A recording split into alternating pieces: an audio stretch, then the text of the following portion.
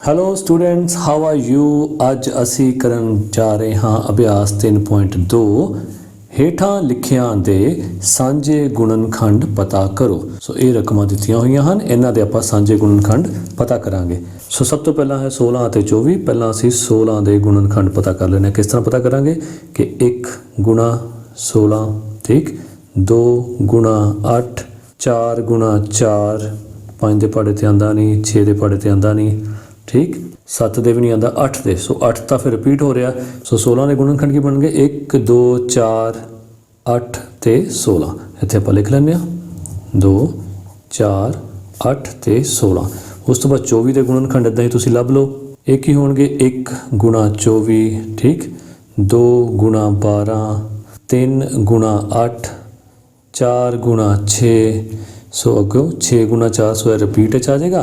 ਸੋ ਇਸ ਕਰਕੇ ਇਹੀ 24 ਦੇ ਗੁਣਨਖੰਡ ਸਾਡੇ ਕੋਲ ਆ ਜਾਣਗੇ। ਸੋ ਇੱਥੇ ਲਿਖ ਲਓ 24 ਦੇ ਗੁਣਨਖੰਡ ਕਿੰਨੇ? 1 2 3 4 6 8 12 ਤੇ 24। ਹੁਣ ਇਹਨਾਂ ਦੋਨਾਂ ਦੇ ਅਸੀਂ ਸਾਂਝੇ ਗੁਣਨਖੰਡ ਕੱਢਣੇ ਹਨ। ਇੱਥੇ ਲਿਖ ਲਓ 16 ਅਤੇ 24 ਦੇ ਸਾਂਝੇ ਗੁਣਨਖੰਡ। ਸੋ ਆਪਾਂ ਦੇਖ ਲੈਂਦੇ ਹਾਂ ਕੀ ਕਾਮਨ ਹੈ। 1 ਤੇ 1 ਕਾਮਨ ਹੈ, ਸਾਂਝਾ ਨਿਕਲ ਆਇਆ। ਇੱਥੇ 2 ਤੇ 2 ਕਾਮਨ ਹੈ, ਸਾਂਝਾ ਨਿਕਲ ਆਇਆ। 4 ਤੇ 4 ਇਹ ਕਾਮਨ ਹੈ, ਇਹ ਵੀ ਸਾਂਝਾ ਨਿਕਲ ਆਇਆ। 8 ਤੇ 8, ਠੀਕ। ਸੋ ਇਹ ਕੀ ਨੇ? ਸਾਡੇ ਇਹਨਾਂ ਦੋਨਾਂ ਦੇ ਯਾਨੀ 16 ਅਤੇ 24 ਦੇ ਸਾਂਝੇ ਗੁਣਨਖੰਡ। ਨੈਕਸਟ ਹੈ 25 ਅਤੇ 40। ਸੋ ਪਹਿਲਾਂ 25 ਦੇ ਗੁਣਨਖੰਡ ਕੱਢ ਲਓ। 1 25, ਠੀਕ ਹੈ, ਤੇ 5 5 25। ਸੋ ਇਹ ਆ ਗਏ 25 ਦੇ ਗੁਣਨਖੰਡ। ਉਸ ਤੋਂ ਬਾਅਦ 40 ਦੇ ਗੁਣਨਖੰਡ ਕੱਢ ਲਓ। 1 ਗੁਣਾ 40 40, 2 ਗੁਣਾ 20 40, 4 ਗੁਣਾ 10 ਤੇ 5 8 40। ਉਸ ਤੋਂ ਬਾਅਦ ਨਾ 6 ਦੇ ਪਹਾੜੇ 'ਤੇ ਆਉਂਦਾ, ਨਾ 7 ਸੇ 8 ਦੇ ਪਹਾੜੇ 'ਤੇ ਰਿਪੀਟ ਹੋ ਜਾਏਗਾ। ਇਸ ਕਰਕੇ ਅਸੀਂ ਇਹੀ 40 ਦੇ ਗੁਣਨਖੰਡ ਲਿਖਾਂਗੇ। ਸੋ ਇੱਥੇ ਲਿਖ ਦਿਓ 25 ਦੇ ਗੁਣਨਖੰਡ 1 5 25। 40 ਦੇ ਗੁਣਨਖੰਡ 1 2 4 5 8 10 20 40। ਸੋ ਇਹਨਾਂ 'ਚੋਂ ਕਾਮਨ ਕੀ ਹੈ? 1 ਤੇ 5। ਸੋ ਇਹ ਸਾਡਾ ਜਵਾਬ ਆ ਗਿਆ। ਨੈਕਸਟ ਹੈ 3rd 24 ਅਤੇ 36 ਦੇ ਸਾਂਝੇ ਗੁਣਨਖੰਡ। ਸੋ ਪਹਿਲਾਂ 24 ਦੇ ਗੁਣਨਖੰਡ ਕੱਢ ਲਓ। 1 ਗੁਣਾ 24, 2 ਬਾਰੀਆ 24, 8 ਤੀਆ 24, 4 ਛਿਕਾ 24, ਠੀਕ। ਉਸ ਤੋਂ ਬਾਅਦ 5 ਦੇ ਪਹਾੜੇ 24 ਆਉਂਦਾ ਨਹੀਂ, 6 ਦੇ ਪਹਾੜੇ 'ਚ ਆਉਂਦਾ, ਪਰ ਇਹ ਰਿਪੀਟ ਹੋ ਜਾਏਗਾ। ਸੋ ਇੰਨੇ ਹੀ ਗੁਣਨਖੰਡ 24 ਦੇ ਬਣਨਗੇ। ਅੱਗੇ 36 ਦੇ ਗੁਣਨਖੰਡ ਕੱਢ ਲਓ। 1 ਗੁਣਾ 36, 2 ਨੂੰ 18 ਨਾਲ ਗੁਣਾ ਕੀਤੀ 36, 12 ਤੀਆ 36, 9 ਚੌਕਾ 36, ਛਿਕਮ ਛਿਕਮ 36, ਠੀਕ ਹੈ। ਉਸ ਤੋਂ ਬਾਅਦ 7 8 ਦੇ ਪਹਾੜੇ 'ਚ ਨਹੀਂ ਆਏਗਾ, 9 ਦੇ ਪਹਾੜੇ 'ਚ ਆਏਗਾ, ਪਰ ਰਿਪੀਟ ਹੋ ਜਾਏਗਾ। ਸੋ 24 ਦੇ ਗੁਣਨਖੰਡ ਕੀ ਹੋ ਗਏ? 1 2 3 4 6 8 12 24। 36 ਦੇ ਗੁਣਨਖੰਡ ਕੀ ਹੋ ਗਏ? 1 2 3 4 6 9 12 18 36। ਸਾਂਝੇ ਗੁਣਨਖੰਡ ਕੱਢ ਲਓ। 1 ਨਿਕਲ ਗਿਆ, ਫਿਰ 2 ਸਾਂਝਾ, 3 ਵੀ ਸਾਂਝਾ, 4 6। ਉਸ ਤੋਂ ਬਾਅਦ ਇਹ 12 ਸਾਂਝੇ ਹਨ, ਠੀਕ ਹੈ। ਉਸ ਤੋਂ ਬਾਅਦ ਕੋਈ ਸਾਂਝਾ ਨਹੀਂ ਹੈ। ਕਈ ਵਾਰ ਭੁਲੇਖਾ ਪੈ ਜਾਂਦਾ। ਸੋ ਬੈਟਰ ਹੁੰਦਾ ਕਿ ਆਪਾਂ ਗੋਲੇ ਲਗਾ ਲਈਏ ਤਾਂ ਕਿ ਸਾਨੂੰ ਭੁਲੇਖਾ ਨਾ ਪਵੇ ਸਾਂਝੇ ਗੁਣਨਖੰਡ ਕੱਢਣ 'ਚ, ਠੀਕ। ਸੋ ਇਹ ਸਾਡਾ ਜਵਾਬ ਆ ਗਿਆ। ਨੈਕਸਟ ਹੈ 4th 14 35 42 ਦੇ ਆਪਾਂ ਸਾਂਝੇ ਗੁਣਨਖੰਡ ਕੱਢਣੇ ਹਨ। ਪਹਿਲਾਂ 14 ਦੇ ਗੁਣਨਖੰਡ ਕੱਢ ਲੈਂਦੇ ਹਾਂ। 1 ਗੁਣਾ 14, 2 7 14, ਠੀਕ। ਇਸੇ ਤਰ੍ਹਾਂ 35 ਦੇ ਗੁਣਨਖੰਡ 1 ਗੁਣਾ 35 ਤੇ 5 7 35। 42 ਦੇ ਗੁਣਨਖੰਡ 1 ਗੁਣਾ 42, 2 21 42, 14 ਤੀਆ 42, 7 ਛੀਕ 42, ਠੀਕ। ਸੋ ਇਹ ਇਹਦੇ ਗੁਣਨਖੰਡ ਬਣ ਜਾਣਗੇ। ਆਪਾਂ ਇੱਥੇ ਲਿਖ ਲੈਂਦੇ ਹਾਂ 14 ਦੇ ਗੁਣਨਖੰਡ 1 2 7 14। 35 ਦੇ ਗੁਣਨਖੰਡ 1 5 7 35। 42 ਦੇ ਗੁਣਨਖੰਡ 1 2 3 6 7 14 21 42। ਸੋ ਇਹਨਾਂ 'ਚੋਂ ਆਪਾਂ ਸਾਂਝੇ ਗੁਣਨਖੰਡ ਕੱਢ ਲੈਂਦੇ ਹਾਂ। ਸਾਂਝੇ ਗੁਣਨਖੰਡ ਉਹੀ ਹੋਣਗੇ ਜੋ ਤਿੰਨਾਂ ਵਿੱਚ ਹੋਣਗੇ। ਇਹ ਨਹੀਂ ਕਿ 2 ਵਿੱਚ ਹੈਗੇ, 1 'ਚ ਨਹੀਂ ਹੈਗੇ, ਚੱਲ ਜਾਏਗਾ, ਨਹੀਂ, ਤਿੰਨਾਂ ਵਿੱਚ ਹੀ ਚਾਹੀਦੇ ਨੇ। ਸੋ 1 ਤਿੰਨਾਂ ਵਿੱਚ ਹੈਗਾ, 1 ਆ ਗਿਆ। 2 ਦੋਨਾਂ ਵਿੱਚ ਹੈ, ਠੀਕ ਹੈ, ਇਹਦੇ ਵਿੱਚ ਨਹੀਂ ਹੈਗਾ। 5 ਇਹਦੇ ਵਿੱਚ ਹੈ। 7 ਇੱਥੇ ਵੀ ਹੈ, ਇੱਥੇ ਵੀ ਹੈ, ਤੇ ਇੱਥੇ ਵੀ ਆਪਾਂ ਲਿਖ ਦਿੱਤਾ। ਸੋ ਬਾਕੀ ਹੋਰ ਕੋਈ ਵੀ ਨਹੀਂ ਹੈ ਜਿਹੜਾ ਤਿੰਨਾਂ ਦੇ ਵਿੱਚ ਹੋਵੇ। ਸੋ ਸਾਡਾ ਜਵਾਬ ਆ ਗਿਆ 1 ਤੇ 7। ਨੈਕਸਟ 5ਵਾਂ 15 24 ਅਤੇ 35 ਦੇ ਸਾਂਝੇ ਗੁਣਨਖੰਡ। 15 ਦੇ ਗੁਣਨਖੰਡ ਕੱਢ ਲਓ। 1 ਗੁਣਾ 15 ਤੇ 3 5 15। 24 ਦੇ ਗੁਣਨਖੰਡ 1 ਗੁਣਾ 24, 12 ਦੂਣਾ 24 ਜਾਂ 2 ਬਾਰੀਆ 24, 8 ਤੀਆ 24, 6 ਚੌਕਾ 24, ਠੀਕ ਹੈ। ਉਸ ਤੋਂ ਬਾਅਦ 35 ਦੇ ਗੁਣਨਖੰਡ 1 ਗੁਣਾ 35 ਤੇ 5 ਗੁਣਾ 7। ਹੁਣ ਇੱਥੇ ਲਿਖ ਲਓ 15 ਦੇ ਗੁਣਨਖੰਡ ਕੀ ਹੋ ਗਏ 1 3 5 15, 24 ਦੇ ਗੁਣਨਖੰਡ 1 2 3 4 6 8 12 24, 35 ਦੇ ਗੁਣਨਖੰਡ 1 5 7 35। ਓਕੇ ਨੈਕਸਟ ਸੈਕਿੰਡ, ਹੇਠ ਲਿਖਿਆਂ ਦੇ ਪਹਿਲੇ 3 ਸਾਂਝੇ ਗੁਣਜ ਪਤਾ ਕਰੋ। ਗੁਣਜ ਤੋਂ ਆਪਾਂ ਨੂੰ ਪਤਾ ਹੀ ਹੈ ਕਿ ਪਹਾੜਾ ਪੜ੍ਹਨਾ ਪਏਗਾ। 3 ਦਾ ਪਹਾੜਾ ਵੀ ਲਿਖ ਲੈਂਦੇ ਹਾਂ ਤੇ 5 ਦਾ ਵੀ ਲਿਖ ਲੈਂਦੇ ਹਾਂ, ਤੇ ਉਹਦੇ ਵਿੱਚ ਜਿਹੜੇ ਪਹਿਲੇ 3 ਸਾਂਝੇ ਹੋਣਗੇ ਯਾਨੀ ਜੋ 3 ਦੇ ਪਹਾੜੇ 'ਚ ਵੀ ਆਉਂਦੇ ਹੋਣ ਤੇ 5 ਦੇ ਪਹਾੜੇ ਵਿੱਚ ਵੀ ਆਉਂਦੇ ਹੋਣ, ਉਹ ਆਪਾਂ ਇੱਥੇ ਉਹਦਾ ਜਵਾਬ ਲਿਖ ਦਾਂਗੇ।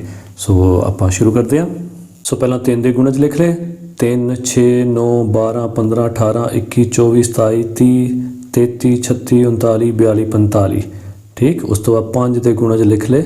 ਮੈਂ ਇਹਦੇ ਵਿੱਚ ਆਈਡੀਆ ਲਾ ਲਿਆ ਸੀ ਕਿ 5 ਦੇ ਪਹਾੜੇ 'ਚ ਕਿਹੜੇ ਕਿਹੜੇ ਆ ਰਹੇ ਨੇ, 15 ਆ ਰਿਹਾ, 30 ਆ ਰਿਹਾ, 45 ਆ ਰਿਹਾ, ਇਸ ਕਰਕੇ ਮੈਂ 45 ਤੱਕ ਪਹਿਲਾਂ ਹੀ ਲਿਖ ਲਏ।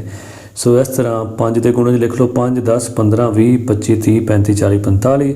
ਹੁਣ ਇਹਨਾਂ ਦੇ ਆਪਾਂ ਸਾਂਝੇ ਗੁਣਜ ਪਤਾ ਕਰਨੇ ਹਨ, ਉੱਥੇ ਲਿਖ ਲਓ 3 ਅਤੇ 5 ਦੇ ਸਾਂਝੇ ਗੁਣਜ।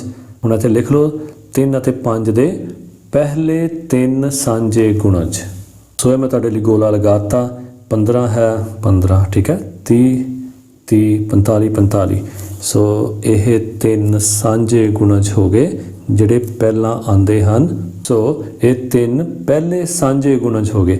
ਪਹਿਲਾ ਸਾਂਝਾ ਗੁਣਜ 15 ਹੈ, ਦੂਜਾ ਸਾਂਝਾ ਗੁਣਜ 30 ਹੈ ਜਿਹੜਾ ਦੋਨਾਂ ਦੇ ਟੇਬਲ 'ਚ ਆ ਰਿਹਾ, ਤੀਜਾ ਸਾਂਝਾ ਗੁਣਜ 45 ਹੈ। ਸੋ ਇਹ ਸਾਡਾ ਜਵਾਬ ਆ ਗਿਆ। ਨੈਕਸਟ 6 ਅਤੇ 8 ਦੇ ਆਪਾਂ ਹੁਣ ਸਾਂਝੇ ਗੁਣਜ ਦੇਖਾਂਗੇ। ਪਹਿਲਾਂ 6 ਦੇ ਗੁਣਜ ਲਿਖ ਲੈਂਦੇ ਹਾਂ 6 12 18 24 30 36 42 48 54 60 66 72। ਸੋ ਇਹ ਸਾਰੇ 6 ਦੇ ਪਹਾੜੇ 'ਚ ਆਉਂਦੇ ਹਨ। 8 ਦੇ ਪਹਾੜੇ 'ਚ 1 8 8 2 8 16 3 8 24 4 8 32 5 8 40 6 8 48 7 8 56 8 8 64 9 8 72। ਠੀਕ ਹੈ, ਸੋ ਪਤਾ ਮੈਨੂੰ ਕਿ 72 ਤੱਕ ਆ ਜਾਣਾ, ਇਸ ਕਰਕੇ ਮੈਂ 72 ਤੱਕ ਹੀ ਲਿਖਿਆ। ਸੋ 6 ਅਤੇ 8 ਦੇ ਪਹਿਲੇ ਸਾਂਝੇ ਗੁਣਜ, ਇੱਕ ਤਾਂ ਹੋ ਗਿਆ 24, ਠੀਕ ਹੈ, ਦੋਨਾਂ ਵਿੱਚ 24 ਆ ਗਿਆ। ਇੱਕ 24 ਦੂਣਾ 48, ਠੀਕ ਹੈ, ਤੇ ਇੱਕ 24 ਤੀਆ 72। ਓਕੇ, ਸੋ 24 48 ਤੇ 72 ਦੋਨਾਂ 'ਚ ਆਉਂਦੇ ਹਨ, ਕੋਮਨ ਹਨ, ਇਸ ਕਰਕੇ 6 ਅਤੇ 8 ਦੇ ਪਹਿਲੇ ਸਾਂਝੇ ਗੁਣਜ ਬਣ ਗਏ। ਨੈਕਸਟ ਹੈ ਥਰਡ, 2 3 ਅਤੇ 4 ਦੇ ਪਹਿਲੇ ਸਾਂਝੇ ਗੁਣਜ ਅਸੀਂ ਦੇਖਾਂਗੇ ਕਿਹੜੇ ਹਨ। ਪਹਿਲਾਂ 2 ਦੇ ਗੁਣਜ ਦੇਖ ਲਓ, ਯਾਨੀ 2 ਦਾ ਪਹਾੜਾ। ਸੋ ਇਹ ਕਿੱਥੇ ਤੱਕ ਪਾਉਣਾ ਹੈ ਇਹ ਤੁਸੀਂ ਰੈਂਡਮਲੀ ਵੀ ਕਰ ਸਕਦੇ ਹੋ। ਪਾਓ ਪਹਿਲਾਂ ਥੋੜੇ ਜਿਹੇ ਪਾ ਕੇ ਦੇਖ ਲਓ ਕਿ ਉਹਦੇ ਵਿੱਚ ਪਹਿਲਾਂ 3 ਸਾਂਝੇ ਗੁਣਜ ਆਉਂਦੇ ਹਨ ਕਿ ਨਹੀਂ। ਸਪੋਜ਼ 18 ਤੱਕ ਆਪਾਂ ਪਹਿਲਾਂ ਪਾ ਕੇ ਦੇਖ ਲੈਂਦੇ ਹਾਂ, 2 4 6 8 10 12 14 16 18। ਠੀਕ, ਇਸੇ ਤਰ੍ਹਾਂ 3 ਦੇ ਗੁਣਜ ਬਣਾ ਲਓ 3 6 9 12 15 18। ਫਿਰ 4 ਦੇ ਗੁਣਜ ਬਣਾ ਲਓ 4 8 12 16 20। ਠੀਕ ਹੈ, ਸੋ ਇਹਦੇ ਵਿੱਚ ਦੇਖਦੇ ਹਾਂ ਕਿ ਪਹਿਲੇ 3 ਕੋਮਨ, ਠੀਕ ਹੈ, ਗੁਣਜ ਉਹ ਆਉਂਦੇ ਹਨ ਕਿ ਨਹੀਂ। ਸੋ ਇੱਥੇ ਆਪਾਂ ਨੂੰ ਦੇਖਣ ਨੂੰ ਮਿਲ ਰਿਹਾ ਹੈ ਕਿ 4 8 12 16 20 ਇਹਨਾਂ ਵਿੱਚੋਂ ਸਿਰਫ 12 ਹੀ ਤਿੰਨਾਂ 'ਚ ਕੋਮਨ ਹੈ, ਸਿਰਫ ਇੱਕ ਹੀ ਸਾਨੂੰ ਮਿਲਿਆ ਹੈ। ਸੋ ਇਹਦਾ ਮਤਲਬ ਕੀ ਹੈ, ਇੱਥੇ ਇੱਕ ਆਈਡੀਆ ਇਹ ਲਾ ਲੈਣਾ ਚਾਹੀਦਾ ਹੈ, ਜਿਹੜਾ ਪਹਿਲਾ ਸਾਂਝਾ ਗੁਣਜ ਮਿਲੇ ਉਹਨੂੰ ਹੀ ਆਪਾਂ ਪਲੱਸ ਕਰਕੇ ਅਗਲਾ ਗੁਣਜ ਲੈ ਸਕਦੇ ਹਾਂ। ਜਿੱਦਾਂ 12 ਮਿਲਿਆ ਉਸ ਤੋਂ ਅਗਲਾ ਗੁਣਜ ਹੋ ਜਾਏਗਾ 12 ਦੂਣਾ 24, ਉਸ ਤੋਂ ਅਗਲਾ ਗੁਣਜ ਕੀ ਹੋਏਗਾ 12 ਤੀਆ 36। ਠੀਕ ਹੈ, ਸੋ ਜਦੋਂ ਪਹਿਲਾ ਕੋਮਨ ਮਿਲ ਜੇ ਉਹਨਾਂ ਨੂੰ ਇਸ ਤਰ੍ਹਾਂ ਤੁਸੀਂ ਉਹਦੇ ਵਿੱਚ ਉਨੇ ਹੀ ਅੰਕ ਜੋੜ ਕੇ ਅਗਲਾ ਗੁਣਜ ਤੁਸੀਂ ਪ੍ਰਾਪਤ ਕਰ ਸਕਦੇ ਹੋ। ਸੋ ਇੱਥੇ ਮੈਂ ਜਗ੍ਹਾ ਨਹੀਂ ਸੀ ਮੇਰੇ ਕੋਲ, ਇਸ ਕਰਕੇ ਮੈਂ 18 ਤੋਂ ਬਾਅਦ 20 22 24 26 28 30 32 ਯਾਨੀ 2 ਦਾ ਪਹਾੜਾ ਉੱਪਰ ਲਿਖ ਦਿੱਤਾ। ਤੁਸੀਂ ਜਿਹੜਾ ਹੈ ਇਹਦੇ ਨੀਚੇ ਲਿਖ ਸਕਦੇ ਹੋ, ਜਾਂ ਜਗ੍ਹਾ ਹੋਵੇ ਤਾਂ ਅੱਗੇ ਵੀ ਲਿਖ ਸਕਦੇ ਹੋ। 3 ਦੇ ਗੁਣਜ ਵੀ ਮੈਂ 36 ਤੱਕ ਲਿਖ ਦਿੱਤੇ, 4 ਦੇ ਗੁਣਜ ਵੀ ਮੈਂ 36 ਤੱਕ ਲਿਖ ਦਿੱਤੇ। ਸੋ ਇਹ ਸਾਡੇ ਜਿਹੜੇ ਹੈਗੇ ਪਹਿਲੇ 3 ਕੋਮਨ ਯਾਨੀ ਸਾਂਝੇ ਗੁਣਜ ਆ ਗਏ, ਇਹ ਸਾਡਾ ਆਨਸਰ ਆ ਗਿਆ। ਨੈਕਸਟ ਤੀਸਰਾ, ਹੇਠਾਂ ਲਿਖਿਆਂ ਵਿੱਚੋਂ ਕਿਹੜੀਆਂ ਸੰਖਿਆਵਾਂ 2 ਜਾਂ 4 ਨਾਲ ਭਾਜਯੋਗ ਹਨ। ਮੀਨਸ ਇਹਨਾਂ ਵਿੱਚੋਂ ਕਿਹੜੀਆਂ ਸੰਖਿਆਵਾਂ ਜਿਹੜੀਆਂ 2 ਦੇ ਪਹਾੜੇ 'ਚ ਵੀ ਆਉਂਦੀਆਂ ਹਨ ਤੇ 4 ਦੇ ਪਹਾੜੇ ਵਿੱਚ ਵੀ ਆਉਂਦੀਆਂ ਹਨ। ਹੁਣ ਇੱਕ ਗੱਲ ਤਾਂ ਕਲੀਅਰ ਹੈ ਕਿ ਐਡਾ ਵੱਡਾ ਪਹਾੜਾ ਤਾਂ ਅਸੀਂ ਗਿਣਨ ਤੋਂ ਰਹੇ। ਸੋ ਇਹਨਾਂ ਨੂੰ ਦੇਖ ਕੇ ਕਿੱਦਾਂ ਅਸੀਂ ਸਮਝ ਸਕਦੇ ਹਾਂ ਕਿ ਇਹ 2 ਦੇ ਪਹਾੜੇ 'ਚ ਆਏਗਾ, ਇਹ 4 ਦੇ ਪਹਾੜੇ 'ਚ ਆਏਗਾ ਜਾਂ ਨਹੀਂ ਆਏਗਾ। ਸੋ ਇਹਦਾ ਰੂਲ ਕੀ ਹੈ ਕਿ 2 ਦੇ ਪਹਾੜੇ ਵਿੱਚ ਉਹੀ ਰਕਮ ਆਉਂਦੀ ਹੈ ਜਿਹਦੇ ਮਗਰ 2 4 6 8 0 ਹੋਵੇ, ਉਹ 2 ਦੇ ਪਹਾੜੇ ਵਿੱਚ ਆ ਜਾਏਗੀ। ਸੋ ਆਪਾਂ ਪਹਿਲੇ ਸਵਾਲ ਤੋਂ ਹੀ ਇਹਨੂੰ ਸਮਝਣ ਦੀ ਕੋਸ਼ਿਸ਼ ਕਰਦੇ ਹਾਂ। ਸੋ ਪਹਿਲੀ ਰਕਮ ਹੈ 52314, ਇਹਦੇ ਮਗਰ ਕੀ ਆ ਗਿਆ 4, ਇਹਦਾ ਮਤਲਬ ਹੈ 2 ਦੇ ਪਹਾੜੇ ਵਿੱਚ ਆ ਜਾਏਗਾ। ਸੋ ਜੋ ਸੰਖਿਆ 2 4 6 8 0 ਨਾਲ ਖਤਮ ਹੁੰਦੀ ਹੈ ਉਹ 2 ਨਾਲ ਭਾਜਯੋਗ ਹੁੰਦੀ ਹੈ। इस ਲਈ 52 314 2 ਨਾਲ ਭਾਜਯੋਗ ਹੈ। ਹੁਣ ਆ ਜਾਓ ਆਪਾਂ ਟੈਸਟ ਕਰਦੇ ਹਾਂ 4 ਦਾ ਕਿ 4 ਦੇ ਪਹਾੜੇ ਦੇ ਵਿੱਚ ਕਿਹੜੀ ਸੰਖਿਆ ਆਉਂਦੀ ਹੈ। ਕੀ ਇਹ ਆਊਗੀ? ਆਪਾਂ ਦੇਖਦੇ ਹਾਂ। ਜਿਸ ਸੰਖਿਆ ਦੇ इकाई ਅਤੇ दहाई, सो एक ही है इकाई ए दहाई, कितना हो गया 14। सो पिछले 2 अंक देख लेने ने। जिस संख्या ਦੇ इकाई ਅਤੇ दहाई ਦੇ अंक मिल के 4 ਦੇ ਪਹਾੜੇ ਵਿੱਚ ਆ ਜਾਣ ਉਹ ਸੰਖਿਆ 4 ਨਾਲ ਭਾਜਯੋਗ ਹੁੰਦੀ ਹੈ। ਇਸ ਲਈ 52 314 ਭਾਜਯੋਗ ਨਹੀਂ ਹੈ ਕਿਉਂਕਿ 14 4 ਦੇ ਪਹਾੜੇ ਵਿੱਚ ਨਹੀਂ ਆਉਂਦਾ। ਸੋ ਆਪਾਂ ਬਾਕੀ ਦੇ ਵੀ ਇਸੇ ਤਰ੍ਹਾਂ ਦੇਖ ਲੈਂਦੇ ਹਾਂ। ਸੋ ਇਸੇ ਤਰ੍ਹਾਂ ਹੀ ਕਰਦੇ ਹੋਏ ਤੁਸੀਂ ਇਹ ਸਾਰਾ ਜਿਹੜਾ ਉਹਦਾ ਰੀਜ਼ਨ ਹੈ, ਕਾਰਨ ਹੈ, ਉਹ ਨਾਲ ਲਿਖ ਸਕਦੇ ਹੋ ਵੀ ਇਹ ਭਾਜਯੋਗ ਹੈ ਤੇ ਇਹ ਭਾਜਯੋਗ ਕਿਉਂ ਨਹੀਂ ਹੈ। ਉਹਦੇ ਰੀਜ਼ਨ ਤੁਸੀਂ ਇੱਥੇ ਮੈਂਸ਼ਨ ਕਰ ਸਕਦੇ ਹੋ। ਸੈਕਿੰਡ, ਹੁਣ ਇਹਦੇ ਪਿੱਛੇ ਕੀ ਹੈ 3। ਸੋ ਇਹ 2 ਦੇ ਪਹਾੜੇ 'ਚ ਤਾਂ ਆਏਗਾ ਨਹੀਂ, ਜਿਹੜਾ 2 ਦੇ ਪਹਾੜੇ 'ਚ ਨਹੀਂ ਆਏਗਾ ਉਹ 4 ਦੇ ਪਹਾੜੇ 'ਚ ਤਾਂ ਬਿਲਕੁਲ ਹੀ ਨਹੀਂ ਆਏਗਾ। ਥਰਡ 4, ਸੋ ਇਹ 2 ਦੇ ਪਹਾੜੇ 'ਚ ਆਏਗਾ। 4 ਦੇ ਪਹਾੜੇ 'ਚ ਦੇਖਣ ਲਈ ਆਪਾਂ ਦੇਖਾਂਗੇ ਕਿ 84 ਕੀ ਇਹ 4 ਦੇ ਪਹਾੜੇ 'ਚ ਆਉਂਦਾ। 4 21 है ना, 4 दूनी 8 ਤੇ 4 ਏਕਮ 4, 21 ਚੌਕ 84 ਹੋ ਗਿਆ। ਸੋ ਇਹਦਾ ਮਤਲਬ ਸਾਰੀ ਰਕਮ 4 ਦੇ ਪਹਾੜੇ 'ਚ ਆਏਗੀ। ਸੋ ਆਪਾਂ ਲਿਖ ਦਾਂਗੇ ਕਿ ਹਾਂ, ਕਿਉਂਕਿ ਸੋ ਇੱਥੇ ਵੀ ਅਸੀਂ ਸੇਮ ਵਰਡਿੰਗ ਲਿਖ ਦਾਂਗੇ ਕਿ ਜਿਸ ਸੰਖਿਆ ਦੇ ਇਕਾਈ ਅਤੇ ਦਹਾਈ ਦੇ ਅੰਕ ਮਿਲ ਕੇ 4 ਦੇ ਪਹਾੜੇ ਵਿੱਚ ਆ ਜਾਣ ਉਹ ਸੰਖਿਆ 4 ਨਾਲ ਭਾਗਯੋਗ ਹੁੰਦੀ ਹੈ। ਇਸ ਲਈ 40 56 784, ਠੀਕ ਹੈ, 84 ਤੇ ਇੱਦਾਂ ਲਾਈਨ ਮਾਰ ਦਿਓ, ਭਾਗਯੋਗ ਹੈ ਕਿਉਂਕਿ 84 21 ਦੇ ਪਹਾੜੇ ਵਿੱਚ ਆਉਂਦਾ ਹੈ। ਸੋ ਸਾਰਿਆਂ ਦੀ ਇੱਦਾਂ ਹੀ ਤੁਸੀਂ ਰੀਜ਼ਨਿੰਗ ਕਾਰਨ ਲਿਖ ਸਕਦੇ ਹੋ। ਨੈਕਸਟ ਵੀ ਦੇਖ ਲੈਂਦੇ ਹਾਂ 6। ਸੋ ਇਹ 2 ਦੇ ਪਹਾੜੇ 'ਚ ਆਉਂਦਾ, ਇਸ ਕਰਕੇ 21536 ਵੀ 2 ਦੇ ਪਹਾੜੇ ਵਿੱਚ ਆਏਗਾ। ਲਾਸਟ ਵਾਲੇ 3 ਤੇ 6 36, ਸੋ ਇਹ 4 ਦੇ ਪਹਾੜੇ 'ਚ ਆਉਂਦਾ, ਇਸ ਕਰਕੇ 4 ਦੇ ਪਹਾੜੇ 'ਚ ਵੀ ਆਏਗਾ। ਉਸ ਤੋਂ ਅੱਗੇ 8, ਠੀਕ ਹੈ, 2 4 6 8 0 8, ਇਸ ਕਰਕੇ 2 ਦੇ ਪਹਾੜੇ 'ਚ ਵੀ ਆਏਗਾ। 18 ਇਹ 4 ਦੇ ਪਹਾੜੇ 'ਚ ਨਹੀਂ ਆਉਂਦਾ, ਇਸ ਕਰਕੇ 41 23 18 4 ਦੇ ਪਹਾੜੇ ਵਿੱਚ ਨਹੀਂ ਆਏਗਾ। 4 ਨਾਲ ਇਹ ਭਾਜਯੋਗ ਨਹੀਂ ਹੈ। ਨੈਕਸਟ, ਹੇਠ ਲਿਖਿਆਂ ਵਿੱਚੋਂ ਕਿਹੜੀਆਂ ਸੰਖਿਆਵਾਂ 3 ਜਾਂ 9 ਨਾਲ ਭਾਜਯੋਗ ਹਨ। ਸੋ ਇਹਦਾ ਵੀ ਸਿੰਪਲ ਫਾਰਮੂਲਾ, 3 ਨਾਲ ਭਾਜਯੋਗ ਪਤਾ ਕਰਨ ਲਈ ਆਪਾਂ ਸਾਰੇ ਅੰਕਾਂ ਦਾ ਜੋੜ ਕਰ ਲਾਂਗੇ, ਠੀਕ ਹੈ। ਜੇ ਤਾਂ ਅੰਕਾਂ ਦਾ ਜੋੜ 3 ਦੇ ਪਹਾੜੇ ਵਿੱਚ ਆਂਦਾ ਹੋਇਆ ਤਾਂ ਇਹ 3 ਨਾਲ ਭਾਜਯੋਗ ਹੈ, ਤੇ ਨਹੀਂ ਤਾਂ ਫਿਰ 3 ਨਾਲ ਅਭਾਜ ਹੈ, ਠੀਕ ਹੈ। ਸੋ ਆਪਾਂ ਦੇਖ ਲੈਂਦੇ ਹਾਂ 6 5 11, 11 4 15, 15 3 18, 18 ਤੇ 19, 19 ਤੇ 2 21। ਸੋ 21 3 ਦੇ ਪਹਾੜੇ 'ਚ ਆਉਂਦਾ, ਇਸ ਕਰਕੇ ਇਹ ਭਾਜਯੋਗ ਹੈ। ਸੋ ਆਪਾਂ ਕਾਰਨ ਲਿਖ ਲੈਂਦੇ ਹਾਂ। ਤੋ ਇਸੇ ਤਰ੍ਹਾਂ ਹੀ ਅਸੀਂ 9 ਵਾਸਤੇ ਦੇਖਾਂਗੇ ਕਿ 9 ਦੇ ਪਹਾੜੇ ਵਿੱਚ ਆਉਂਦਾ ਕਿ ਨਹੀਂ। ਫਾਰਮੂਲਾ ਸੇਮ, ਪਹਿਲਾਂ ਅਸੀਂ ਸਾਰੇ ਅੰਕਾਂ ਦਾ ਜੋੜ ਕਰ ਲਿਆ ਤੇ ਦੇਖਿਆ ਕਿ 3 ਦੇ ਪਹਾੜੇ 'ਚ ਆਉਂਦਾ। ਜੇ ਤਾਂ ਆਉਂਦਾ ਹੈ ਫਿਰ ਅਸੀਂ ਕਿਹਾ ਕਿ ਸਾਰੀ ਰਕਮ ਹੀ 3 ਦੇ ਪਹਾੜੇ ਵਿੱਚ ਆਏਗੀ। ਹੁਣ ਅਸੀਂ ਇਹਨਾਂ ਅੰਕਾਂ ਦੇ ਜੋੜ ਨੂੰ ਦੇਖਾਂਗੇ ਕਿ 9 ਦੇ ਪਹਾੜੇ ਵਿੱਚ ਆਉਂਦਾ ਹੈ ਕਿ ਨਹੀਂ। ਸੋ ਅੰਕ ਦੇ ਜੋੜ ਕਿੰਨਾ ਸੀ 6 5 11 4 15 3 18 ਤੇ 19 ਤੇ 2 21, 21 9 ਦੇ ਪਹਾੜੇ 'ਚ ਆਉਂਦਾ ਨਹੀਂ। ਸੋ ਇਹ 9 ਨਾਲ ਭਾਜਯੋਗ ਨਹੀਂ ਹੈ। ਆਪਾਂ ਲਿਖ ਲੈਂਦੇ ਹਾਂ। ਸੋ ਇੱਥੇ ਅਸੀਂ ਲਿਖ ਲਿਆ ਕਿ ਸੰਖਿਆ 65 43 12 9 ਨਾਲ ਭਾਜਯੋਗ ਨਹੀਂ ਹੈ ਕਿਉਂਕਿ ਇਸ ਦੇ ਅੰਕਾਂ ਦਾ ਜੋੜ 21 ਹੈ ਅਤੇ 21 9 ਨਾਲ ਭਾਜਯੋਗ ਨਹੀਂ ਹੈ। ਸੋ ਇੱਦਾਂ ਤੁਸੀਂ ਇਹਦੇ ਕਾਰਨ ਲਿਖ ਸਕਦੇ ਹੋ। ਨੈਕਸਟ 51 67 35, ਸਾਰਿਆਂ ਦਾ ਜੋੜ ਕਰ ਲਓ। 5 ਤੇ 6 6 6 12, 12 7 19, 19 3 22, 22 ਤੇ 5 27। ਹੁਣ 27 3 ਦੇ ਪਹਾੜੇ ਵਿੱਚ ਵੀ ਆਉਂਦਾ ਤੇ 27 9 ਦੇ ਪਹਾੜੇ ਵਿੱਚ ਵੀ ਆਉਂਦਾ। ਸੋ ਇਹ 3 ਦੇ ਨਾਲ ਵੀ ਭਾਜਯੋਗ ਹੈ ਤੇ 9 ਦੇ ਨਾਲ ਵੀ। ਸੋ ਇਸੇ ਤਰ੍ਹਾਂ ਹੀ ਤੁਸੀਂ ਉਹਦੇ ਲਈ ਵੀ ਲਿਖ ਸਕਦੇ ਹੋ ਕਿ ਸੰਖਿਆ 51 67 35 3 ਨਾਲ ਭਾਜਯੋਗ ਹੈ ਕਿਉਂਕਿ ਇਸ ਦੇ ਅੰਕਾਂ ਦਾ ਜੋੜ 27 ਹੈ ਅਤੇ 27 3 ਨਾਲ ਭਾਜਯੋਗ ਹੈ। ਤੇ ਇਸੇ ਤਰ੍ਹਾਂ ਇੱਥੇ ਲਿਖ ਲਓ ਸੰਖਿਆ 51 67 35 9 ਨਾਲ ਭਾਜਯੋਗ ਹੈ, ਓਕੇ, ਕਿਉਂਕਿ ਇਸ ਦੇ ਅੰਕਾਂ ਦਾ ਜੋੜ 27 9 ਨਾਲ ਭਾਜਯੋਗ ਹੈ। ਨੈਕਸਟ 42 31 52, ਜੋੜ ਲਓ 4 2 6 ਤੇ 9 ਤੇ 1 10 ਤੇ 5 15 ਤੇ 2 17। 17 3 ਦੇ ਪਹਾੜੇ 'ਚ ਨਹੀਂ ਆਉਂਦਾ, ਜਿਹੜਾ 3 ਦੇ ਪਹਾੜੇ 'ਚ ਨਹੀਂ ਆਉਂਦਾ 9 ਦੇ ਪਹਾੜੇ 'ਚ ਕੀ ਆਏਗਾ, ਠੀਕ ਹੈ। ਸੋ ਇਹ ਭਾਜਯੋਗ ਨਹੀਂ ਹੈ। ਕਿਉਂ ਨਹੀਂ ਹੈ ਇਹ ਤੁਸੀਂ ਕਾਰਨ ਲਿਖ ਸਕਦੇ ਹੋ ਕਿਉਂਕਿ ਇਹਦੇ ਅੰਕਾਂ ਦਾ ਜੋੜ 3 ਦੇ ਪਹਾੜੇ ਵਿੱਚ ਅਤੇ 9 ਦੇ ਪਹਾੜੇ ਵਿੱਚ ਨਹੀਂ ਆਉਂਦਾ। ਨੈਕਸਟ 70 43 55 जोड़ लो, 7 4 11 11 3 14 14 5 19 19 5 24 24 3 ਦੇ ਪਹਾੜੇ 'ਚ ਆਉਂਦਾ। ਸੋ ਇਹ 3 ਨਾਲ ਭਾਜਯੋਗ ਹੈ, ਪਰ 24 9 ਦੇ ਪਹਾੜੇ 'ਚ ਨਹੀਂ ਆਉਂਦਾ।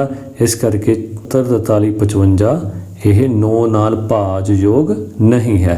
ਨੈਕਸਟ 2 ਤੇ 3 5 8 4 12 7 19 ਤੇ 8 27। ਹੁਣ 27 3 ਦੇ ਪਹਾੜੇ 'ਚ ਵੀ ਆਉਂਦਾ ਤੇ 27 9 ਦੇ ਪਹਾੜੇ 'ਚ ਵੀ ਆਉਂਦਾ। ਠੀਕ ਹੈ, ਸੋ ਇਹ ਦੋਨਾਂ ਦੇ ਨਾਲ ਭਾਜਯੋਗ ਹੈ। ਇਸੇ ਤਰ੍ਹਾਂ ਤੁਸੀਂ ਇਹਨੂੰ ਲਿਖ ਸਕਦੇ ਹੋ।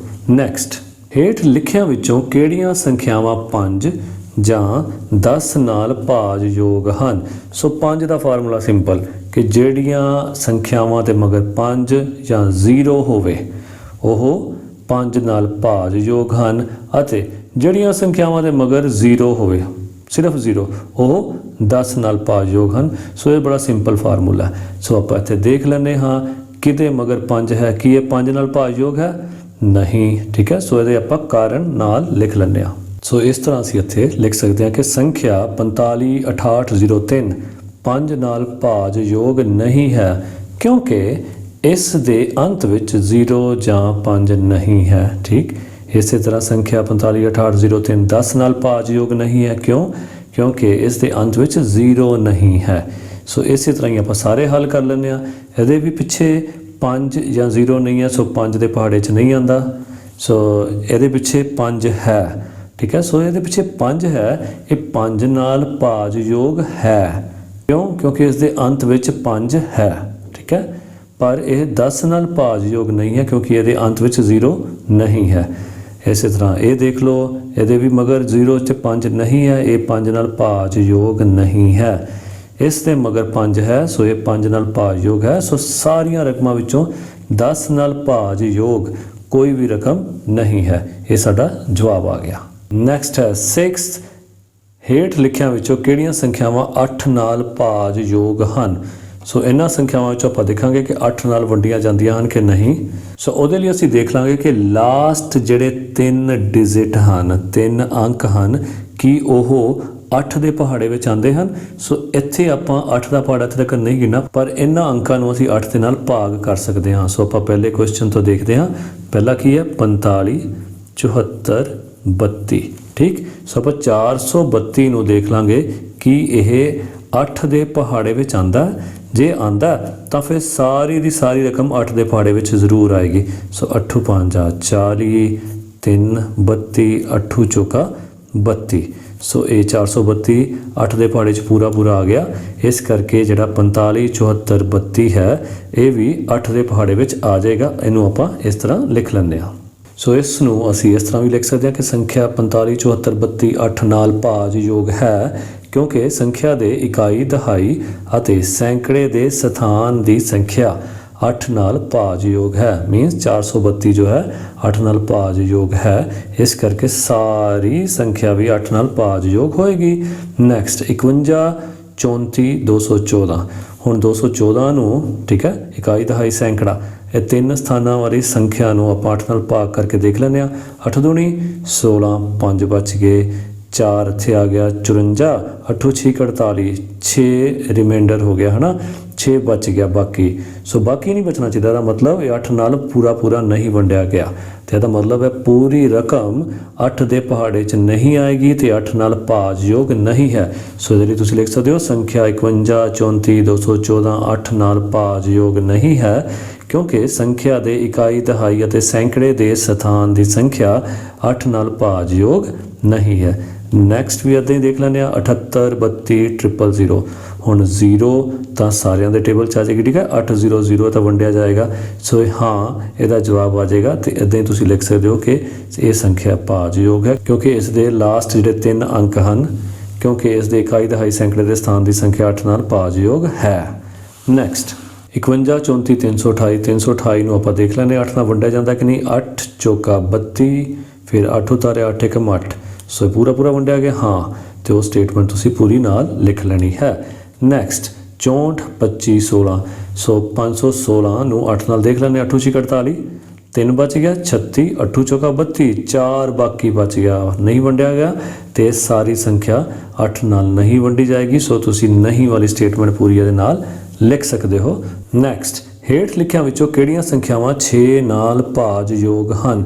ਸੋ 6 ਦੇ ਨਾਲ ਕੋਈ ਇਸ ਤਰ੍ਹਾਂ ਦਾ ਭਾਜਯੋਗ ਵਾਲਾ ਫਾਰਮੂਲਾ ਤਾਂ ਨਹੀਂ ਹੈ, ਪਰ ਹਾਂ ਆਪਾਂ ਇੱਦਾਂ ਦੇਖ ਸਕਦੇ ਹਾਂ ਕਿ ਕਿਹੜੀ ਸੰਖਿਆ ਹੈ ਜਿਹੜੀ 2 ਦੇ ਪਹਾੜੇ ਵਿੱਚ ਵੀ ਆ ਰਹੀ ਹੈ ਤੇ 3 ਦੇ ਪਹਾੜੇ ਵਿੱਚ ਵੀ ਆ ਰਹੀ ਹੈ। ਠੀਕ ਹੈ, 6 ਦੇ ਜਿਹੜੇ ਗੁਣਜ ਹਨ, 6 ਦੇ ਜਿਹੜੇ ਗੁਣਨਖੰਡ ਹਨ 2 ਤੇ 3, ਆਪਾਂ ਦੇਖ ਲੈਂਦੇ ਹਾਂ ਕਿ 2 ਦੇ ਪਹਾੜੇ ਵਿੱਚ ਵੀ ਉਹ ਸੰਖਿਆ ਆਉਂਦੀ ਹੋਵੇ ਤੇ 3 ਦੇ ਪਹਾੜੇ 'ਚ ਵੀ ਆਉਂਦੀ ਹੋਵੇ, ਉਹ ਸੰਖਿਆ 6 ਦੇ ਪਹਾੜੇ ਵਿੱਚ ਵੀ ਆ ਜਾਏਗੀ। ਸੋ 2 ਦੇ ਪਹਾੜੇ 'ਚ ਜਾਣ ਲਈ ਆਪਾਂ ਨੂੰ ਇਹੀ ਕਾਫੀ ਹੈ ਕਿ ਪਿੱਛੇ 4 ਆ ਗਿਆ, ਸੋ ਇਹ 2 ਦੇ ਪਹਾੜੇ ਵਿੱਚ ਜਾਏਗੀ।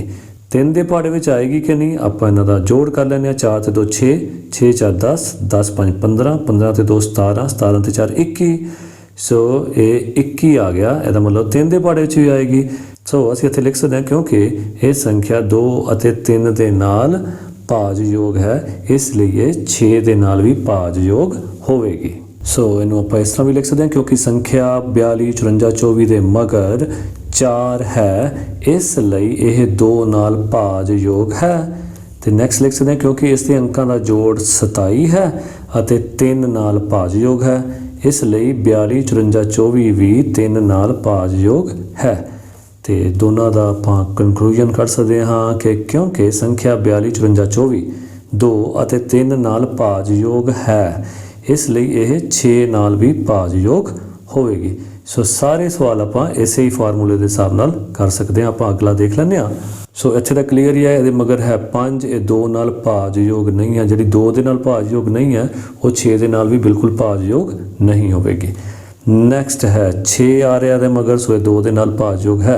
ਇਹਨਾਂ ਨੂੰ ਜੋੜ ਕਰਕੇ ਦੇਖ ਲੈਂਦੇ ਹਾਂ ਕਿ ਕੀ ਇਹ 3 ਦੇ ਨਾਲ ਵੀ ਭਾਜਯੋਗ ਹੈ ਕਿ ਨਹੀਂ।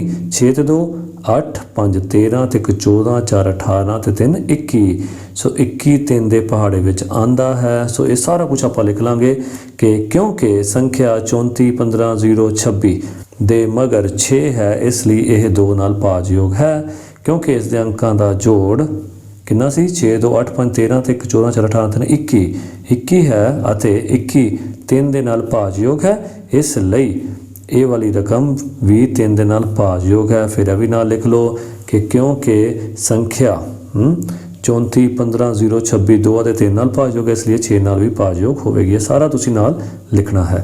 ਨੈਕਸਟ ਚੌਥਾ, ਸੋ ਇਹਦੇ ਮਗਰ ਵੀ 2 ਹੈ, ਸੋ 2 ਦੇ ਨਾਲ ਭਾਜਯੋਗ ਹੈ। ਜੋੜ ਕਰ ਲੈਂਦੇ ਹਾਂ 4 6 4 10 5 15 8 23 4 27 ਤੇ 2 29, 29 ਤਾਂ 3 ਦੇ ਪਹਾੜੇ 'ਚ ਨਹੀਂ ਆਉਂਦਾ, ਸੋ ਇਹ 6 ਦੇ ਪਹਾੜੇ ਵਿੱਚ ਵੀ ਨਹੀਂ ਆਏਗਾ। ਨੈਕਸਟ ਮਗਰ 6 ਹੈ, ਇਸ ਕਰਕੇ 2 ਦੇ ਪਹਾੜੇ 'ਚ ਆਏਗਾ। ਜੋੜ ਕਰ ਲਓ 6 ਤੇ 9 4 13 5 18 ਤੇ 2 20 7 27, 27 3 ਦੇ ਪਹਾੜੇ ਵਿੱਚ ਆਂਦਾ ਹੈ, ਇਸ ਕਰਕੇ ਇਹ 6 ਦੇ ਨਾਲ ਵੀ ਭਾਜਯੋਗ ਹੋਵੇਗੀ। ਸੋ ਇਸੇ ਤਰ੍ਹਾਂ ਸਾਰਾ ਕੁਝ ਤੁਸੀਂ ਨਾਲ ਲਿਖ ਲੈਣਾ ਹੈ। ਨੈਕਸਟ, ਸੋ ਪਹਿਲਾ ਹੈ 42 81 970। ਸੋ ਇਹ ਦੇਖਣ ਲਈ ਕਿ ਇਹ ਸਾਰੀ ਰਕਮ 11 ਨਾਲ ਭਾਜਯੋਗ ਹੈ ਕਿ ਨਹੀਂ, ਆਪਾਂ ਕੀ ਕਰਾਂਗੇ, ਜੋ ਦੇ ਟਾਂਕ ਸਥਾਨ ਹਨ, ਮੀਨਸ ਸਥਾਨ ਕਿਹੜੇ ਹੋ ਗਏ 1 2 3 4 5 6 7, ਇਹ 7 ਸਥਾਨ ਹਨ।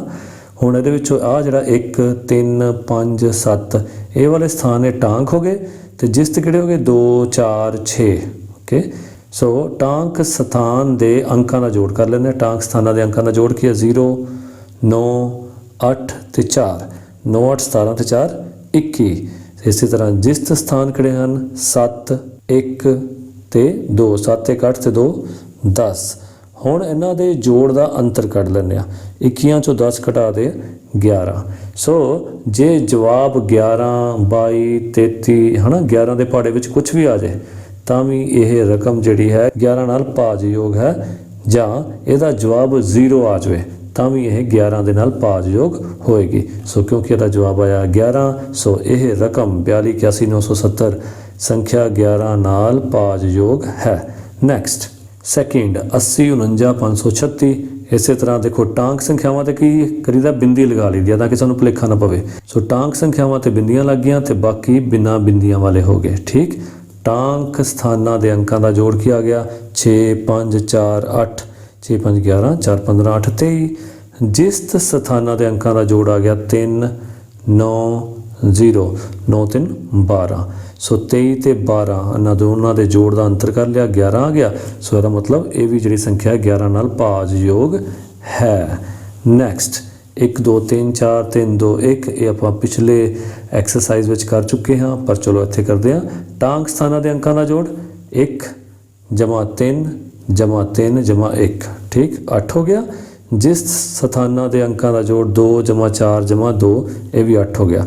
8 ਚੋਂ 8 ਘਟਾ ਦਿਓ 0 ਸੋ ਜਿਹਦਾ ਜਵਾਬ 0 ਆਵੇ ਉਹ ਵੀ 11 ਦੇ ਨਾਲ ਭਾਜਯੋਗ ਹੈ। ਨੈਕਸਟ 64 50 828 ਟਾਂਕ ਸਥਾਨਾਂ ਦੇ ਅੰਕਾਂ ਦਾ ਜੋੜ ਕਰ ਲੈਂਦੇ ਹਾਂ ਠੀਕ ਹੈ। 8 8 5 6 27 ਆ ਗਿਆ। ਇਸ ਤਰ੍ਹਾਂ ਜਿਸ ਸਥਾਨਾਂ ਦੇ ਅੰਕਾਂ ਦਾ ਜੋੜ 2 0 4 4 ਤੇ 2 6 ਆ ਗਿਆ। 27 - 6 21 ਸੋ 21 ਤਾਂ 11 ਦੇ ਪਹਾੜੇ 'ਚ ਨਹੀਂ ਆਉਂਦਾ, ਇਸ ਕਰਕੇ ਇਹ ਵਾਲੀ ਰਕਮ 11 ਨਾਲ ਭਾਜਯੋਗ ਨਹੀਂ ਹੈ। ਨੈਕਸਟ 56 48 346 ਟਾਂਕ ਸਥਾਨਾਂ ਦੇ ਅੰਕਾਂ ਦਾ ਜੋੜ 6 3 9 4 13 5 18 ਜਿਸ ਸਥਾਨ ਦੇ ਅੰਕਾਂ ਦਾ ਜੋੜ 4 8 4 12 6 18 18 ਚੋਂ 18 ਘਟਾ ਦਈਏ 0 ਸੋ ਸੰਖਿਆ 56 48 346 11 ਨਾਲ ਭਾਜਯੋਗ ਹੈ। ਨੈਕਸਟ 9ਵਾਂ ਕਿਹੜਾ ਕਥਨ ਸਹੀ ਹੈ ਅਤੇ ਕਿਹੜਾ ਗਲਤ। ਹੁਣ ਨੀਚੇ ਕੁਝ ਕਥਨ ਕੁਝ ਸਟੇਟਮੈਂਟਸ ਦਿੱਤੀਆਂ ਹੋਈਆਂ, ਦੇਖਦੇ ਹਾਂ ਕਿ ਕਿਹੜੀਆਂ ਸਹੀ ਹਨ ਤੇ ਕਿਹੜੀਆਂ ਗਲਤ। ਪਹਿਲਾ, ਜੇਕਰ ਕੋਈ ਸੰਖਿਆ 24 ਨਾਲ ਭਾਜਯੋਗ ਹੈ ਮੀਨ 24 ਦੇ ਪਹਾੜੇ ਵਿੱਚ ਆਉਂਦੀ ਹੈ ਤਾਂ ਉਹ 3 ਅਤੇ 8 ਨਾਲ ਵੀ ਭਾਗ ਹੁੰਦੀ ਹੈ। ਹਾਂਜੀ ਬਿਲਕੁਲ ਸਹੀ ਹੈ, ਕਿਉਂਕਿ ਜਿਹੜੇ 3 ਦੇ ਪਹਾੜੇ 'ਚ ਆ ਗਿਆ 3 ਤੇ 8 24 ਦੇ ਹੀ ਮਲਟੀਪਲਸ ਹਨ ਨਾ, 24 ਦੇ ਗੁਣਨਖੰਡ ਹਨ। ਸੋ ਜਿਹੜੀ ਰਕਮ 24 ਨਾਲ ਭਾਜਯੋਗ ਹੋ ਜਾਏਗੀ ਉਹ 3 ਤੇ 8 ਦੇ ਨਾਲ ਜ਼ਰੂਰ ਹੋਏਗੀ। ਸੋ ਇਹ ਬਿਲਕੁਲ ਠੀਕ ਹੈ। ਸੋ ਇਹਦਾ ਜਵਾਬ ਹੈ ਸਹੀ।